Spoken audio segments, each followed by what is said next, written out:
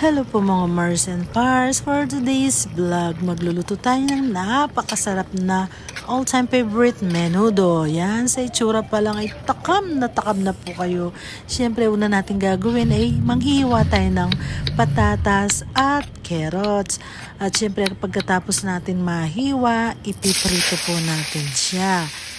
Ang sikreto po dyan, sabi nila, kapag ipinrito natin yung patatas at carrots, matagal daw po bago mapanis. Ayan, pagkatapos po natin siyang mahiwa, itatabi muna natin at iwain natin yung sibuyas at igigisa na po natin siya sa pinagduduhan ng patatas at carrots. At syempre, sunod natin pupukpukin ay ang bawang. At pagkatapos natin mapukpok, ay balatan muna natin at hiwain o tadtarin.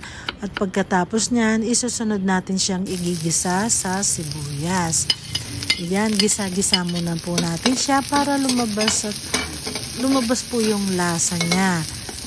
Ayan, try nyo na din pong magluto. Alam ko po yung natakam na po kayo. At pagkatapos niyan, isusunod na natin yung baboy. At syempre po pala, yung baboy ay minarinate na po namin kagabi para mas lalong manuot yung lasa at para mas malasa at mas masarap po yung ating menudo. Yan po yung sekreto niya.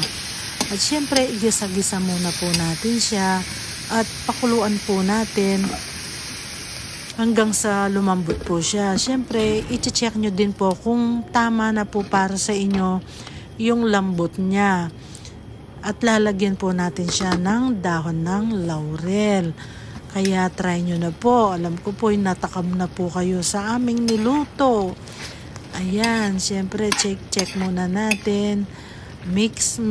At pagkatapos nyan, isusunod na po natin yung atay ng baboy. At syempre, i-mix muna po natin siya. Go. Yan. Hanggang sa atakpan pong ulit para hanggang sa lumambot po yung atay ng baboy. At pagkatapos po niyan, isusunod na natin yung tomato paste.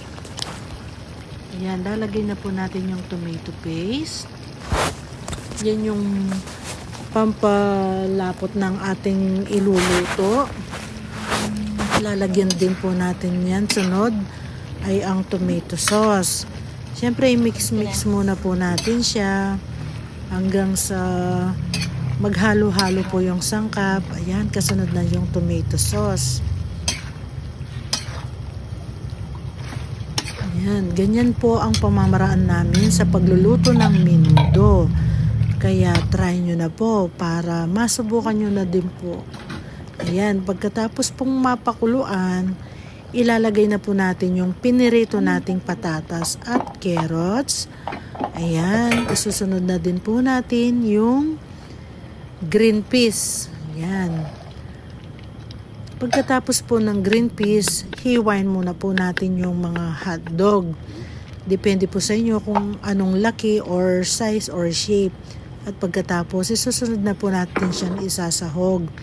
Siyempre, kapag nasahog na, i-mix na naman. O, diba? Napakasarap po ng ating menudo. Siyempre, gagayatin na po natin or hihiwain yung bell pepper. Pagkatapos pong mahiwa, isasawag na din po natin siya. Ayan, kompleto na po yung ating sangkap. At ilagyan nyo na rin po ng pampalasa ng asin.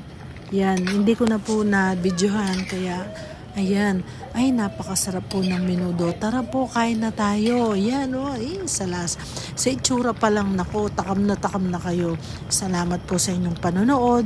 Sana po'y paki-follow and subscribe po ang aming channel. Thank you for watching. Bye-bye!